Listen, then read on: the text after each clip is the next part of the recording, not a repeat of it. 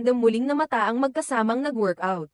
Muling pinasaya ni Kim Chiu at Paulo Avellino ang kanilang mga tagahanga matapos silang mamataan na magkasama sa isang simpleng bonding moment ngayong Lunes ng umaga. Bago pa man sumalang ang aktres at TV host sa kanyang noontime show na It's Showtime, nagkaroon muna siya ng oras para mag-ehersisyo, at hindi niya ito ginawa ng mag-isa. Agad na nag-viral sa social media ang isang maikling video kung saan makikitang sabay na nagwo-workout sina Kim at Paulo. Sa nasabing video, makikita si Kim na seryosong tumatakbo sa treadmill.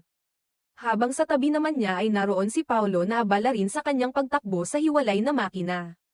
Ang nakakatuwa pa, may isang lalaking tila kaibigan nila na nasa pagitan nila at tila inaasar si Kim habang nagwo-workout. Mapapansin din na si Paulo ay tahimik lang ngunit panakanak ang sumusulyap kay Kim. Habang si Kim naman ay natatawa lang sa mga biro. Ang naturang video ay nagdulot ng kilig sa maraming netizens.